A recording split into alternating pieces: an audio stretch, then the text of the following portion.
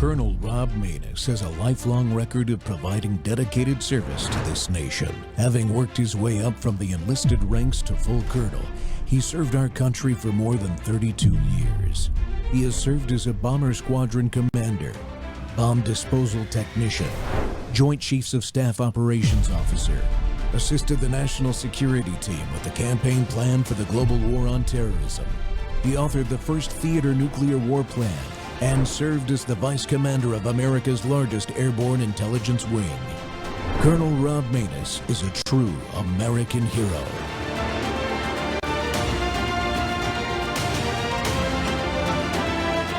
This is Rob Maness Live. I always knew I'd be a great mother. Maybe it's because I knew I had to be.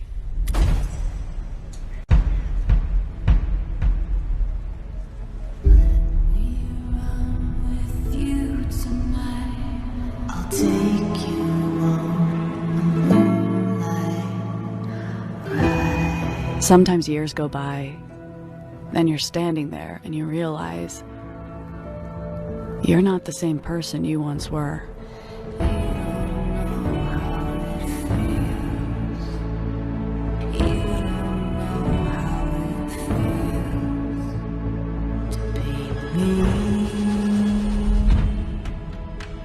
At some point, you have to figure out who you're going to be.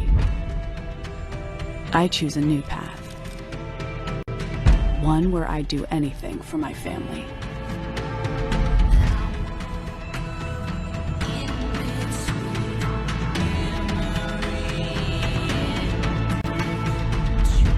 Because none of this was meant to be done alone.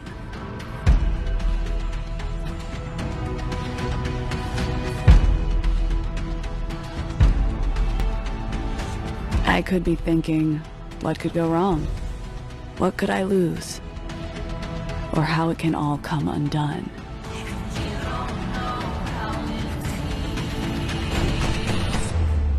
You can't let someone else decide that for you. You don't know how it feels. For what are we? Without our family.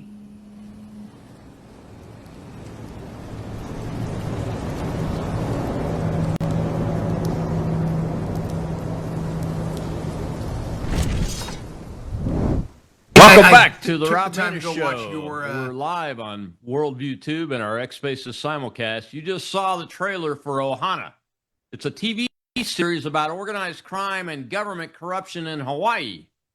That project is at the center of one of the clearest cases of weaponized prosecution I've seen yet. Chris Mazzei is a husband, a father, and a small business owner. And during the pandemic, he and his wife, Erin, took out a PPP loan for that series. You guys remember that, right? Pretty much free money. They relied on the written guidance from the loan originator that projected payroll figures were acceptable standard practice in traditional SBA programs to get the loan. They were fully transparent. Most of the money was either repaid or never even used before sentencing.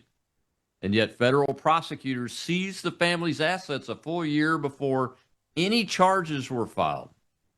They forced the family home into foreclosure. They threatened to criminally charge Chris's 78-year-old mother if the couple didn't take a plea deal or if they tried to submit exculpatory evidence. 10 days after sentencing, federal agents showed up at the foreclosure auction and bid on the Mazzei home, using money they had already seized from the family. The same government that called it fraud was ready to profit from more than $1 million in equity they had taken from this family. Erin has already served her time. Chris has been in Washington fighting to expose the truth. Now his surrender date is August 20th. This is what happens when the justice system is weaponized against ordinary Americans. It doesn't just take your freedom. It attacks every part of your life. And joining me right now to tell the story is Chris Mazzei. Chris, welcome back to the Rob Maness Show. Thanks for having me back, Rob. Man, that Ohana trailer is intense. And we talked about it a little bit the first time you were on the show, man, but what was it about it that would have shined a light on the underworld of Hawaii and its government corruption? Yeah, watching that trailer brings up some good memories and obviously bad memories too. The series was the main character was a fictional character, but we wanted it to be different, so we did a lot of research on Hawaii in the 1990s, just on the organized crime over there. I mean, it was running rampant, and then government corruption. And there's a lot of cases of bribery, especially, mobsters bribing politicians and all sorts of things. And I don't remember if I mentioned this on the last time I was on, but one of the cases had to do with a bribery case. And at that time, the AUSA that was handling that case, and I'm not saying he did anything wrong, but it just brought a big spotlight to the stuff that you don't see in the brochures and on the postcards about Hawaii. And that AUSA that handled that bribery case, what's the name? Last name is Kihano, is the defendant in that case. But the AUSA just happened to also be appointed as a federal judge in the early 2000s and was the judge on our case. Oh. That was just one of the storylines later on in the episode. We had a lot to do. It was just, corrupt marshals, corrupt prosecute. I mean, it was all over the place. That was kind of running around in Hawaii in the 90s. And I mean, even before that, but we decided to pick the 90s just to spotlight that era. But I mean, it's been going on in Hawaii since, the 50s. So it's an interesting story. And like that trailer that we made was the proof of concept that we had been shopping around to some bigger producers, and also ties to, it could have either gone a couple ways, to a streamer like a Hulu or a Netflix or something like that, or CBS at that time had a pretty big presence in Hawaii doing, they did like Magnum PI, the remake of Magnum PI, Hawaii 5-0, NCIS and those. And we shot that trailer in October of 2020, and all those guys were out of work. So they were very thankful that we were there to we had a small crew, like 15 people, but they were still very thankful because they finally had some kind of little bit of a payroll. But if nothing would have happened and we could have continued on and actually shot the pilot in summer of 2021, which we were planning on, and we got a deal, just to give you some basic numbers, like say we got a deal with Hulu for, a first season just to test it out, 10 episodes, 8 to 10 episodes is what they do. Hulu's normally paying about $1 million to $1.5 million an episode. I mean, that's bringing in $10 to $15 million of just equity or funds into the Hawaii government, or not, the state, for paying employees and people spending more. It would have brought in more money. Right. And if they liked it, we probably would, most of those series last anywhere from 3 to 5 years. I mean, you're talking a pretty good amount. But then if you jump up to a CBS, which we were talking to a contact at CBS, because they were getting rid of, I mean, the Hawaii 5-0 was done, Magnum was on its way out, and then NCIS didn't do as good as they hoped. And they really liked this concept because it wasn't the candy coated, bubble gum series of Hawaii. It actually got pretty dark and in there. And, if a CBS would have picked it up, even for their streaming on Paramount at the time, their budgets are bigger. I mean, we're talking anywhere from 5 to 10 million an episode. Wow. I mean, and you could imagine normally they're still going down to the 10 episodes, but I mean, back in the heyday when, the big, Wednesday night or Thursday night dramas that you'd watch where they order a 25 series season. I mean, $5 to $10 million an episode, that would have brought a lot into the economy in Hawaii, and it was all taken away. Like they didn't want it. So Yeah, I mean, and the trailer shows you it's a good story. it's a I good mean, story. you I got the guys, concept you guys from have the quality down. You know, it's a good story, right? oh, we got lots of compliments on the trailer, and even that song. Like we had to this is before AI. Like we literally had a sound house in Hollywood recreate that song, the Tom Petty song, into that, Hmm. just to give it more a dramatic feel. So I mean, it would have been a great show. Like I don't know if you've ever watched Ozarks or Hmm. Yeah. even some of the stuff on HBO. Like it would have been like that. It would have been a good crime drama, but it would have exposed a lot of true life stuff that was happening there. Yeah, absolutely. So, Chris, is it these PPP loans that were going on? Other entertainment companies were getting them, right? I mean, you guys weren't unique, right? No, and actually, you had Martha Burns on what a couple weeks ago, Hmm. and we've been talking a lot, especially right since my surrender date is coming up, and she's been helping and kind of trying to expose a little bit more with someone that helped her with her husband's case to get a little more information, and she dug up and gave me some info, and then I've kind of looked at some more stuff, but I mean, there was a lot of production companies and studios, and even the big, you know, agencies that represent, actors and directors and all that stuff that got millions and millions and millions.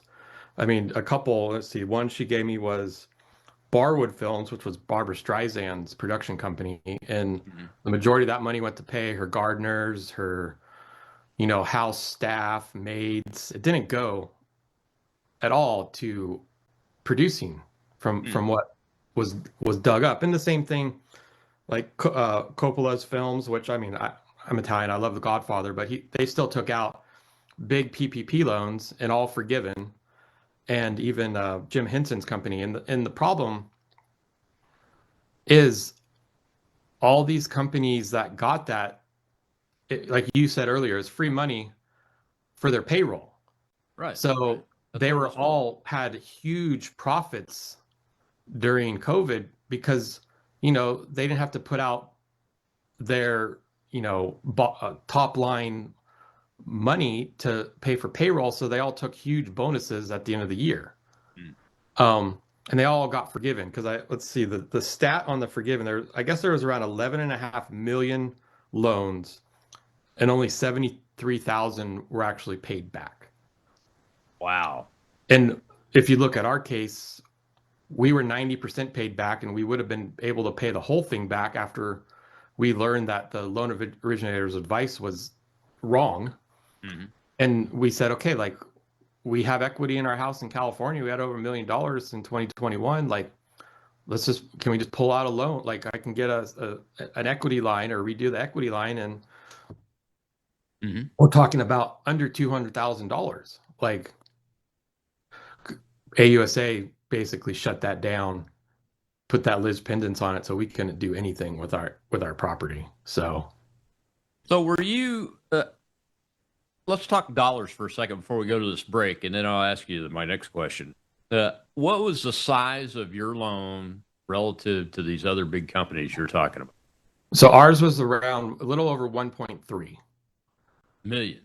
1.3 million. Yes. That's And all. that was based off of the budgets that we had set up for this project in late 2019, early 2020. Like it was there. We were working with another company called Buffalo 8 Uh, at the time that was doing the budgeting for us. And I mean, we have the whole budget. So we went off of that, looking at the below line employees, like so it was all for payroll, and that's yeah. what that figure came out to. So it was Okay. based off of hard numbers as opposed to the prosecutor saying this was a vanity project. Hmm. As Yeah. you can see, even from the trailer, this was not a vanity. Um, Oh no, I mean this looks like a high quality artistic production with everything I would expect when I sit down at HBO or CBS or in a movie theater even to pay to watch something. I expect that level of quality. I wasn't surprised at all when I watched the trailer. What I'm surprised about is that the prosecutor said it was a vanity project. But I'm also surprised that you mentioned all these big companies like Barbara Streisand's, Coppola's, and all that. I'm sure they got more than $1.5 million. Oh yeah, they were anywhere I think between 5 and 10. Yeah, so I mean it's unbelievable. We got to take a break, Chris. When we come back, we'll see clips coming in just like normal, in all the cold opens coming back from the segments. I think the next one is Dean Cain talk with you, and we'll hear what he had to say. This was just before July 4th, I think. We'll be right back with Chris Mazzei.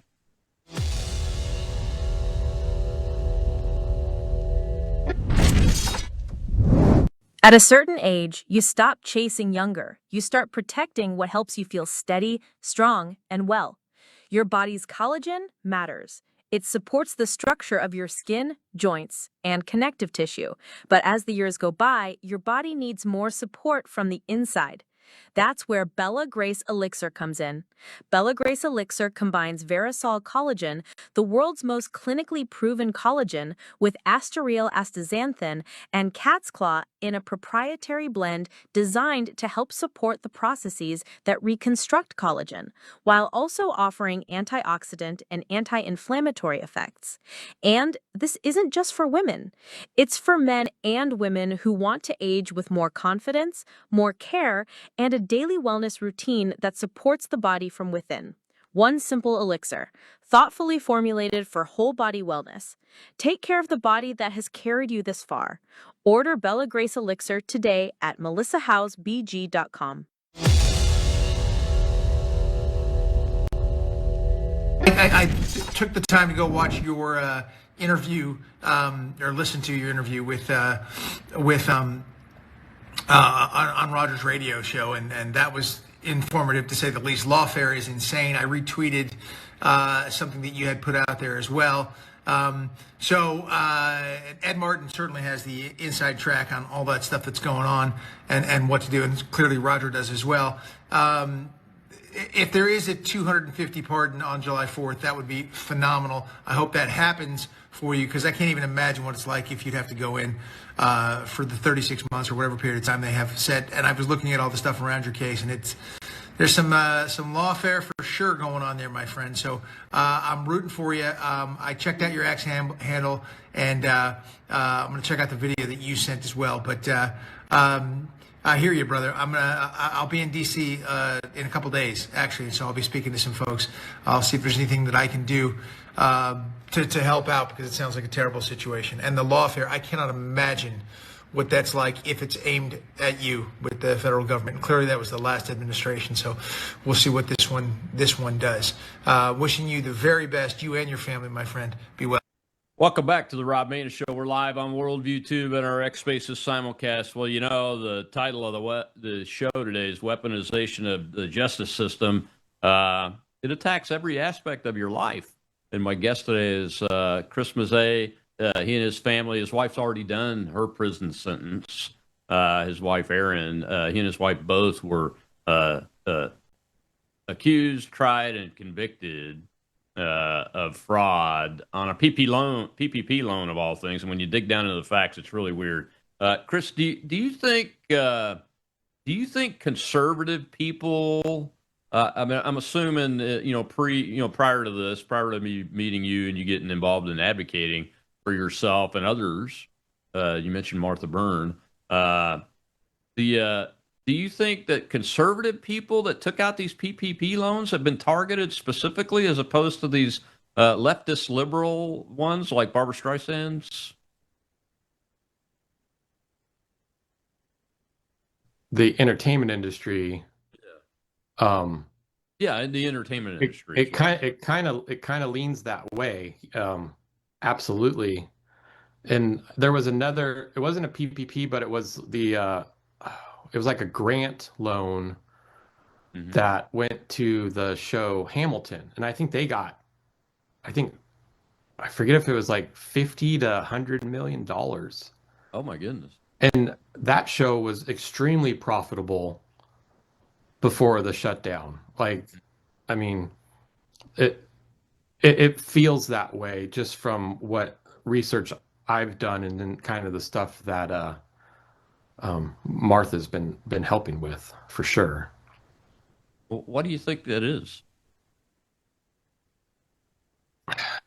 Easy target. I mean, honestly, I don't know. I haven't done enough research on that, but I mean,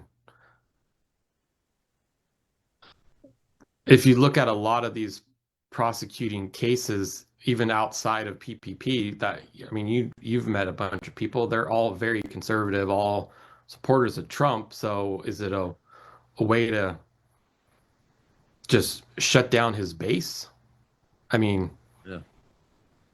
it is a little strange. Um, and I have friends that are big Trump supporters, and I mean, they're scared every day now. I mean, they're very successful. They're like, I feel like it's just a matter of time. Like, am I going to get that knock on the door? So, You can't blame them. You know, you have people like Cynthia Hughes, who's now created what she took care of a lot of J6 families under her Patriot Freedom Project organization, but she created a new organization called weaponizationwatch.org, folks. Cynthia did, just to try to help you guys and get spotlights on these things, you know, and the guys over at Oversight Project, Mike Howell and Jeff Clark. And Jeff Clark was a victim of weaponization himself. I just had him on last week.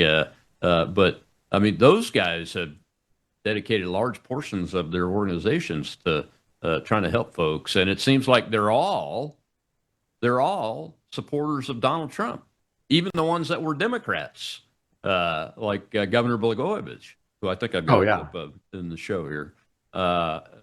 You know, it's just really odd. So you're facing a 20 August surrender date. How is that deadline affecting the family? How are you guys doing? How are the boys? Is Erin recovering from her time in prison? Yeah, it's obviously anyone going through this, and luckily you have not had to, but when I was talking to Roger the other day on his show, and it's a roller coaster ride. Mm-hmm. I mean, even just going through the prosecution, but now, since our stuff was staggered, it's even a bigger collateral damage on our kids. And getting at how Erin's dealing with it. You met Erin for the first time when we were in DC last month. Mm-hmm. For Cynthia's gala, which was great. But I mean, that was the first time Erin literally was out, because she was on home confinement towards the end of her term. And I mean, she got off of that 2 days before we flew to DC.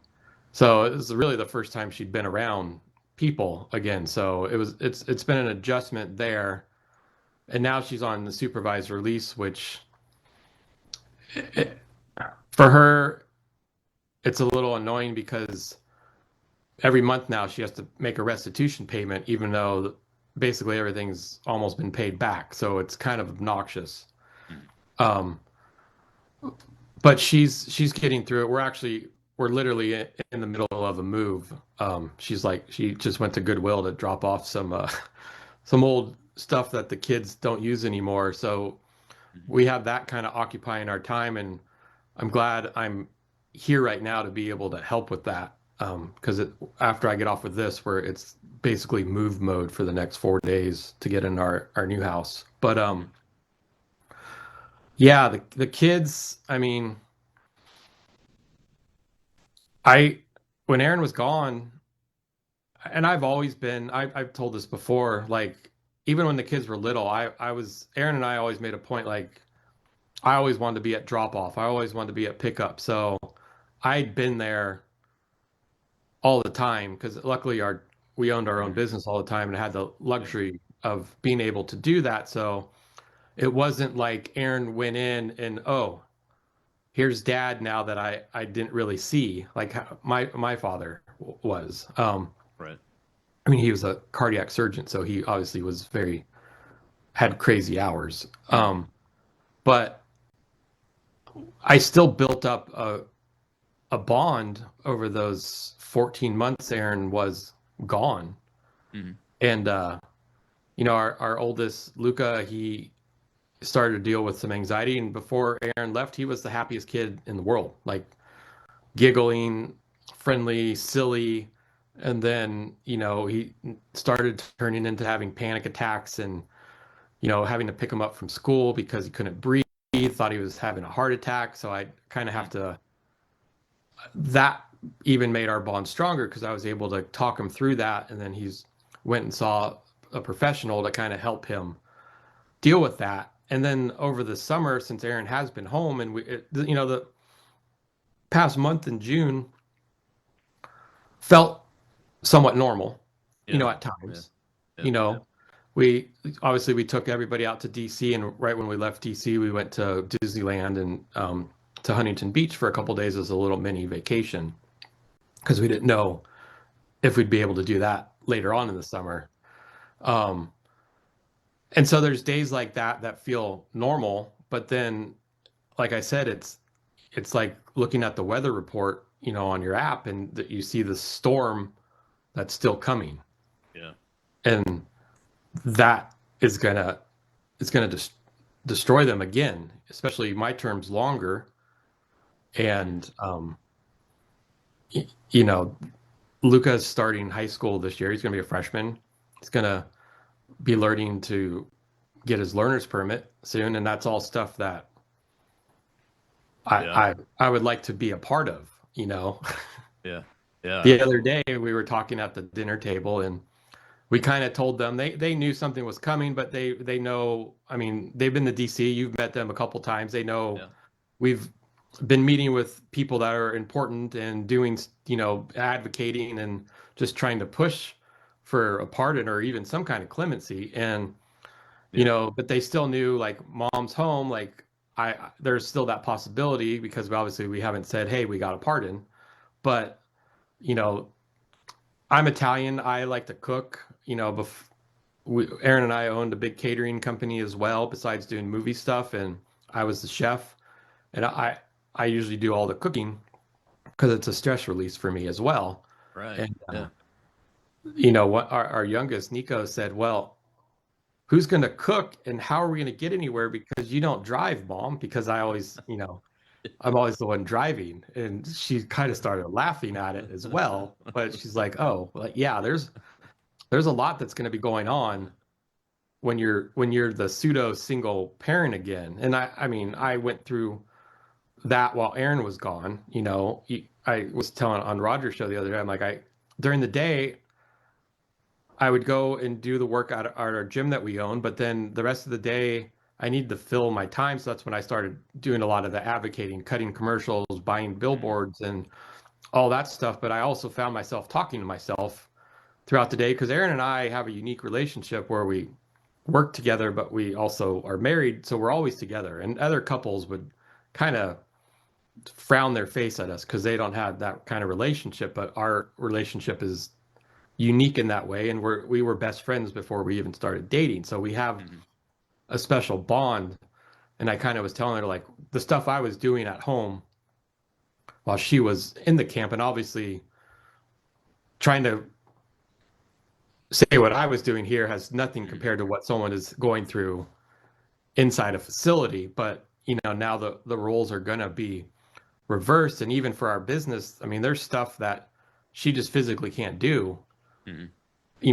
For lifting things and fixing equipment and all that kind of stuff, that it's gonna put a strain and possibly even on our finances. So, oh yeah, no doubt about it, man. Well, we got to take another break. When we come back, I want to get your take on how Erin maybe be able to help you prepare to go in now that she's had the experience and what you guys are talking about in that regard. I'll be right back with Chris Mazzei.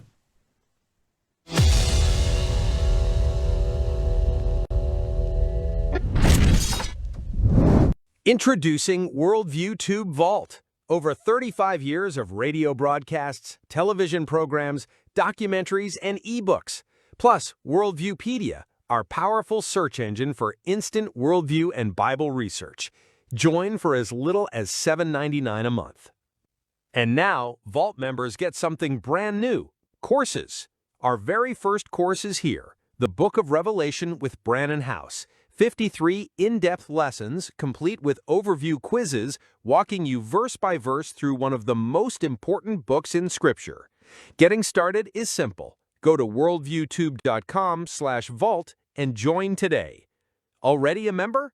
Visit worldviewtube.com, click the person icon in the top right, and log in. Then hover over Vault in the menu and select Courses. That's it. You're in. Join WorldviewTube Vault today at worldviewtube.com/vault.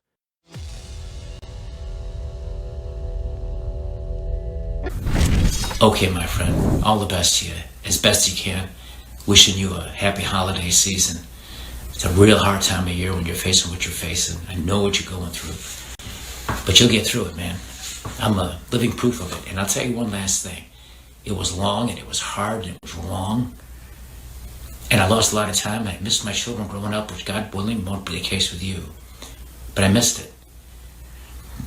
But I'm back in this new beginning that Trump gave me. And I've been back almost 5 years now. And I gotta tell you, there is life after this, what you're facing. There is life after that. And you find, I have found, it's like you've come back from the dead and everything is better. Even the smallest things, you appreciate them more. So in those moments, Christopher, where you feel downcast and you're despairing and you're depressed, because you're inevitably, certainly feeling that from time to time, and you say maybe, what's the use? This is only going to be bad. It isn't. You'll overcome this. You will overcome this. And then you'll find everything's better after you do it. And you will be a better man for having the strength and the toughness to endure, to persevere, and to one day overcome. Let's hope it's sooner rather than later. All right, my friend, happy holidays, and look forward to hearing from you. Welcome back to the Rob Maness Show. It's Training Tuesday, and we're live on Worldview Tube and our X Spaces simulcast. That was former governor of Illinois, Rod Blagojevich, and I don't blame him for wearing a Bears sweatshirt, so we can give him some grace on that. But I've met him several times in the last year, and had a chance to speak with him, be on panels with him. I even was able to moderate a panel that he was on. And the weaponization of the justice system that happened to him is eerily similar to what we're talking about. And the governor was giving a pep talk to my guest today, Chris Mazzei, who has met him several times too, about what he is about to go through and what he's already going through, and he and his family both. And Chris, Governor Rod is he's very impressive when he talks about this issue, because when you see it, when you talk to him in person about it, people present themselves differently to people on TV and take things differently and those kind of things. But when I sat down and just chatted with him about that, that's him. I mean, the way he just came across in that video, that's him. But he has really applied his being to learning everything he can from that experience. And that's pretty impressive, I think. No, I agree. Rod he's a good guy. Even the day before our sentencing, I remember we were walking around. I was pacing in this park downtown Honolulu, and we were on the phone for quite a while. He was driving to go to dinner, and he prayed with me on the phone. He kind of gave me a little pep talk and just said, we'll fight this. And it's hard to complain about Erin and mine sentences when what happened to Rod. I mean, yeah. He got his teeth kicked in pretty well, and he I think a lot of people say was one of the first people that kind of had lawfare against him. I mean, he was he was definitely weaponized. And I remember, God, when was that? Back in 2000, was it 2008 or 9 when he was going through that? I think so. Yeah. I mean, I remember hearing it on the news, and at that time, not witnessing what the government can do. I remember like, oh well, it looks like he got his hand caught in the cookie jar, kind of thing. Yeah, that dirty Democrat. Yeah, That's exactly what I but was then thinking. you You know. my wife went to Cal Poly, which is here in San Luis Obispo, and it's learn by doing. So apparently, we're learning by doing, just exactly to how the system, as even Donald Trump says, it's corrupt. I mean, so Yeah, exactly. It is. So Erin's learned a lot. She's like, like John the Baptist was to Jesus, going before you and preparing the way and everything. And as you get ready for August 20th, are you guys talking about what she learned? Is she giving you things to think about, to do, those kind of things? I mean, you kind of have an advantage yeah, over her I mean, experience, right? I've heard stories. There's obviously differences between the female camps and the male camps, but Yeah. obviously the day to day, the her what her she got a job right away. She's like, she got it in the warehouse because she knew that was kind of a pseudo 9 to 5 job, even though you're a little earlier and you get off a little earlier, but it takes up most of the day, and it helped it pass. Yeah.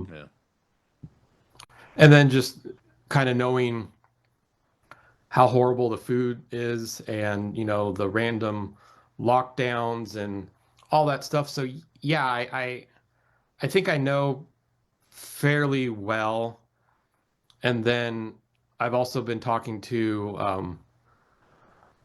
I think you met Reagan Kale.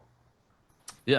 Her husband is in Lompoc right now, which is somewhere I might end up going to, and he's been giving me more info because there's things that I've never heard about, like cars where it's like different groups stick with each other and all that kind of, it's like a, not really a gang, but kind of a gang, even in the camps. So, but then you hear, I mean, when Erin went in, I knew nobody in the federal government for the most part. I knew local, good friends with our local, the main sheriff and stuff like that. But besides that, I had to basically, and that's why Erin went in first, because she knows I'm able to, I have that drive. So I was able to make connections, and besides just working on advocating for a pardon for us, we were at the Capitol back in was that March together, you and I, after the panel you were just talking about with Blagojevich, and right. Bill Marshall, the head of the BOP, was there with Todd Chrisley, and I had become friends with Todd a little bit earlier. So Todd introduced me to Director Marshall, and he was very candid with me and talking and open on all the stuff he's trying to fix, because these facilities aren't listening, and it kind of comes down to the different types of credits. And Erin, right, she got screwed on her credits. She was in there for 14 months, but the problem is there was the First Steps Act that Trump put into play in his first term. And then there's the Second Chance Act, and these are all things that I've had to learn. And I'm not going to say I'm an expert on it, but I know pretty damn well how they work. And the problem is the case managers in these facilities will follow the First Steps Act when it's directed down by central BOP. But when it comes to the Second Chance Acts, and that's basically, let's give an example. If you get we'll do my example. Say you get a 36-month sentence with the First Steps Act and the Second Chance Act, all that stuff. And if your violation wasn't something violent or sexual related, white collar, basically, like what Erin and I are dealing with, you should realistically have about 9 months at a camp. And then you have a home confinement date, which is 10% of that. So that's take another 3 months, and then about 6 months on average at a halfway house. So you're really only in the camp for the roughly 9 months. Okay. But the facilities, and there's some that are doing it correctly, and there's some that aren't doing it correctly, and the ones that aren't somehow seem to be over on the West Coast here.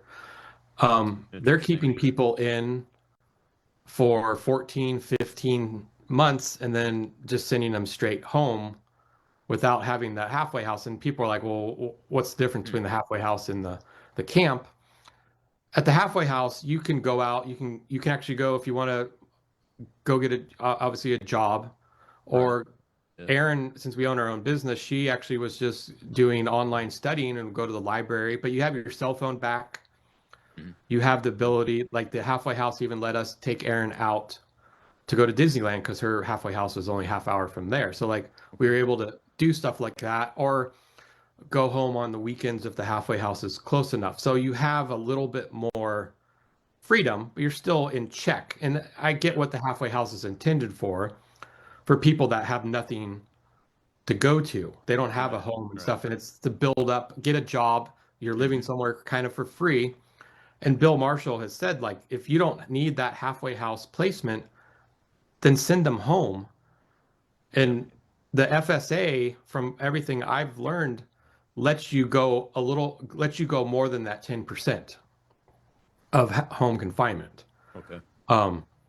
So we know this now, and then obviously, like you mentioned, Cynthia Hughes. I mean, that lady, I don't know if she sleeps. She's always working. I was just on the phone with her this morning, and she was texting me like around midnight her time last night. You know, she has a good Rolodex of people that want to help. Yes. And they don't want to.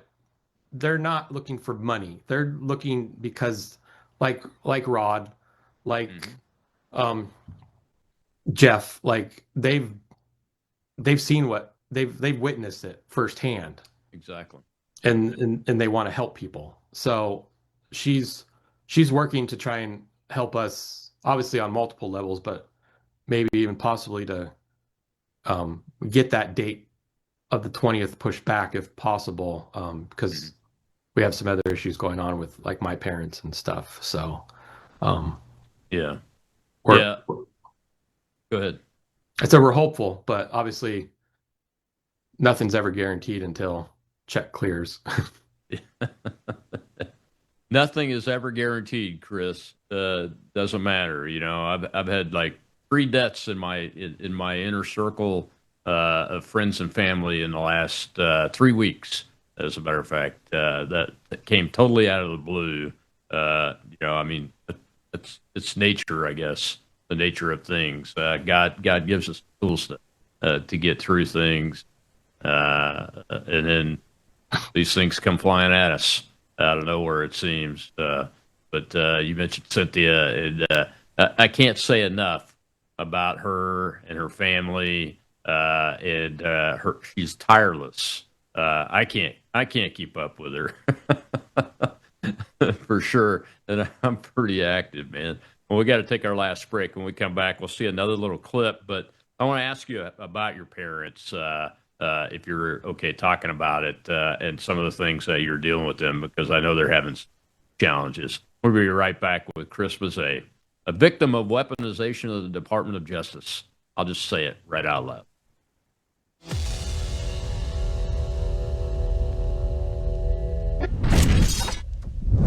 You woke up with a sore throat and a low-grade fever. You know you are getting sick, so here's your choices. You can get sicker and miss work.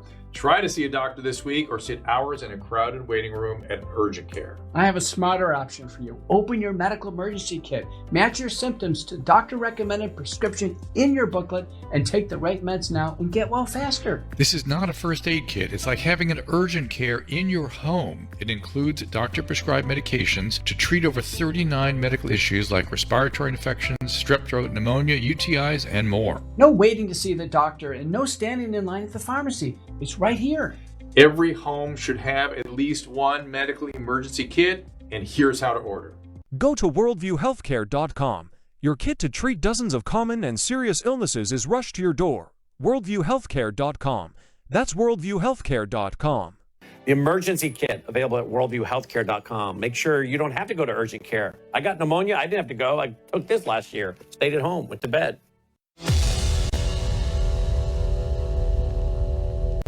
So at the end of the day, the solution is for the White House, for the president to hear this story. Is that right? Yeah. I mean, he's seen it firsthand, and everybody, I've seen it also. He's a very compassionate person. And I think once he hears somebody's story and gets the truth about it, and it's been vetted, I think he will be like, what did they do to these people? I mean, one last thing. How I said that the prosecutor put a lis pendens on our property with $1 million. Well, 9 days before our sentencing, he told the judge, we no longer have an interest in that house. We're going to actually have the mortgage company put a foreclosure on it.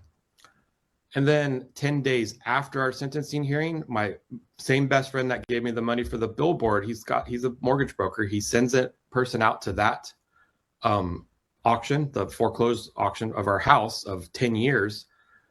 And he was going to try and buy it. And he said, it was really odd because I've never seen this before, but there were federal agents at the auction bidding on your house. Wow. Unbelievable. Welcome back to the Rob Maness Show. It's Training Tuesday, and my guest is that man right there, Chris Mazzei. Chris, before we get to your parents, I mean, they held the house, I'm assuming, because there was still some payments to be left on the loan. You know, it's an asset. So they held it. But why do a foreclosure on it? Why not just turn it back over to you? I don't understand that. Yeah, I don't understand it either. There was a lot of hearings that our attorneys weren't even a part of prior to our sentencing, where it was between the AUSA, the judge, and the mortgage company, which seemed a little odd. Yeah, I mean, it was a normal standard mortgage. You know, obviously it's a 30-year. We were only, I don't even know, 5 or 6 years into it. Or the other question is why they could have just taken it under forfeiture. Right. But they didn't. They let it go in that forfeiture, and then they went and sent someone to the house to buy it, or to the auction to buy it. Every time I've talked to multiple people, and I've talked to quite a few that I've met through Cynthia that you still know, and I'll tell them about our story, and then I'll say that part, and they're like, wait a second. Okay, I've heard some horror stories, but this one, once you mention the stuff with your house, kind of tops the cake. And even at that sentencing hearing, Erin asked the judge, you know, what about our house? And he flat out said, it's in the transcripts, I don't care about your house. Which was after talking to some other people that had lis pendens put on their property at the sentencing hearing. The judge actually, you know, said, okay, you guys can keep your house. It's just going to, part of it, the funds that we think were used for it will go towards against your restitution. But I'm not going to kick you out of your house. Right. So it seemed very intentional. And I'm sure we'll never fully know why. So let me make sure I understand it. So they kick you out of your house, and it's not really necessary, because they've used it for what they needed to do, and then they have the mortgage company foreclose on it, which is not really necessary because they could have taken it through asset forfeiture anyway, and then at the auction, federal agents show up to bid on the house? Yeah, I was surprised because, like I said, in that interview with Matthew Oliveras, who's a great guy as well. Um, my friend went out to the auction and he's like, well, you have all this equity, I'll just buy it and we'll work out a deal. You guys can stay there, and if you can, you want to buy it back when you get through the tail end of all this, BS, like, we'll do something. And he only had so much he had like $1 million he could spend, and it went for 1.2 back to the mortgage company. But yeah, basically from the text messages he sent, like, sounds like they bid it up to right around what was seized from us, like around 1.1. That was either seized or paid back on the $1.3 million loan. So the PPP loan. So it was just kind of shocking. So we think the federal agents were using the government money that they had taken from you guys that now is government money to make the bids on the house? I'm just trying to understand. That's what it kind of sounds like based on the dollar amounts of what they were bidding. I don't know where else they would have gotten the money. And like I said, that's above my pay grade to even find out. I know Cash Patel, I wrote him early last year, and he did his secretary did send a letter back saying he was forwarding all the concerns that I had with backed up documentation about our case to the LA field office for the FBI to basically investigate the Hawaiian district about our case. But yeah, so this was FBI agents, the federal agents. I don't know. I don't. There was no FBI ever involved in our case. It was IRS. IRS, and they were in California, not Hawaii, right? No, from my understanding, they kept flying them out from Hawaii over here, even when they gave us the target letter. Oh, they were IRS agents from Hawaii flown into California to bid on your house. That's what it sounded like. Yeah. None of that makes any sense whatsoever. Can't your attorneys find out what the heck was going on? Well, unfortunately, our attorneys before were very, very useless. And thanks to Cynthia, Bill Shipley has come on the past month just to help with my status hearing that I had a couple weeks ago, and then hopefully to go further with some of these other issues, and maybe even for pushing back our surrender date because of the health concerns. So yeah, so let's get to that. I'm familiar with Mr. Shipley. He's a former federal prosecutor, I believe, or AUSA, or both. So I think he does pretty well in this environment. What about your parents? What's going on, and can people help? I guess it's a big question. So my stepdad, I think he's 84 now, but he's been dealing with Parkinson's probably for the past 10 years, and he's now late stage Parkinson's. So he was just in the ER again last night, but he was actually there a week ago. It was on a Saturday, not this past Saturday, the Saturday before, and he had to stay in the hospital for almost a week due to some complications of that. But that's taken over. It's a battle. He's falling all the time just from that, and then it's now affecting his memory and his just able to do stuff. And luckily we only live a few minutes from my parents' house, so anytime anything happens, I usually have to go over there, or I'm over there a lot just to help with everything, because my mom's rheumatoid arthritis and other health things, and she's 78, like you said earlier. It's not a good picture. And then you add into the mix my aunt, her only sister, just passed away a couple months ago, and when you're at that age, your mind isn't as sharp as it used to, and she's got to figure out how to sell my aunt's house and go through all the stuff that have accumulated in that house for the past 40 something years. Mm-hmm. It's a lot, and they don't have the funds to hire 24-hour care. which Reese is my stepdad's doctor says he needs. So, you know, it's kind of all falling on me, and especially right now, hoping that I can stay out a little bit longer to at least help my mom get my aunt's house sold, and that would give them a little bit of boost in funds to hire some extra help. Or, I mean, looking at the bigger picture, obviously we're hoping, you know, through all these different avenues, you know, President Trump does look at our case and goes, wait a second, what's going on? And then and steps in. So Yeah, what is your case is in the pardon office? Is that right? yeah, I mean, it sounds like Ed has the case. I don't know, or the file. I don't know where it is in the scheme of things. But I mean, if you look at I put the pardon pack together myself. I've had a lot of people ask me about, you know, did I pay an attorney for this, or pay this or that? And I've actually told everybody, I'm like, the government or even the Democrats want to see my bank statements. I've never paid anybody for any help with, you know, trying to get our case in front of President Trump. The only companies I've ever paid are the billboard companies, and then for running those commercials. But remind everybody where you put the billboard at. So last summer, I had the idea to put a billboard by Alice Marie Johnson's house in Mississippi. So I did that, and that's actually how I made contact with her.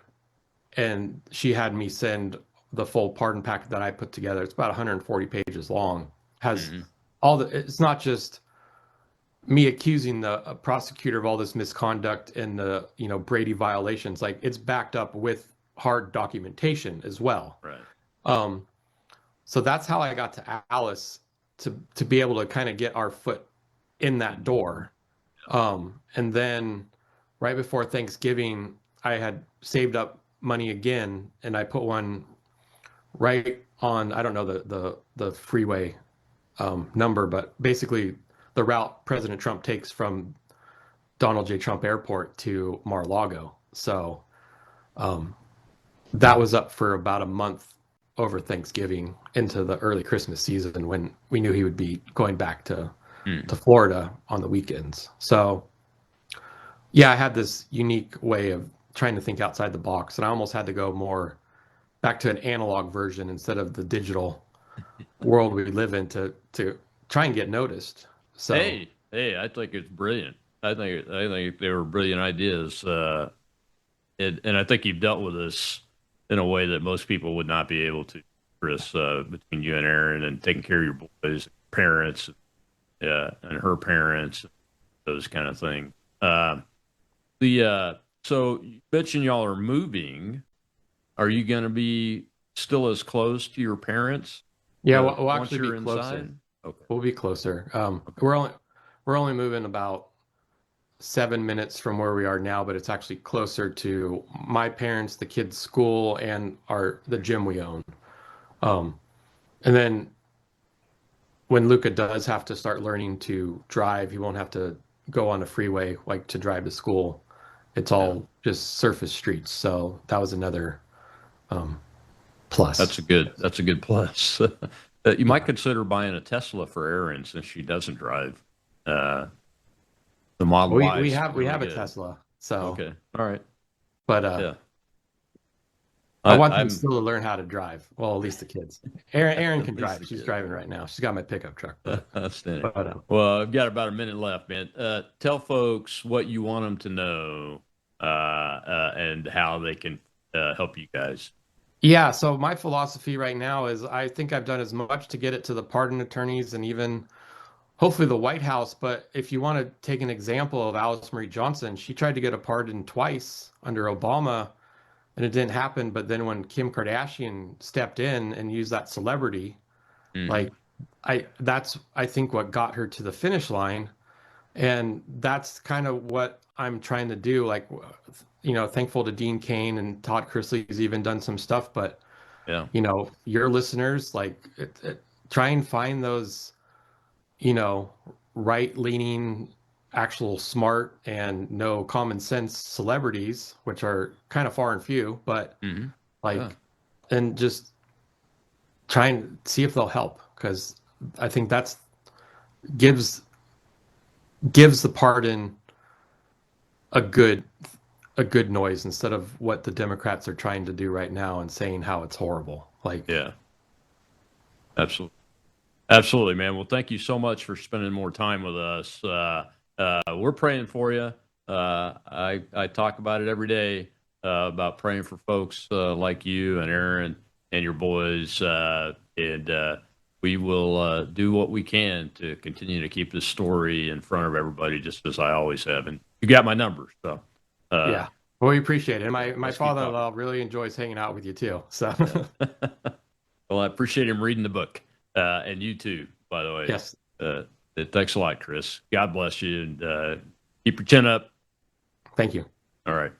Tomorrow is Whistleblower Wednesday. Retired Army Lieutenant Colonel Ed Kennedy is here to talk about his latest article calling out the Marxists at West Point Military Academy. Yep, they're still there and have been for quite a while. I'll see you then on the Rob Maness Show.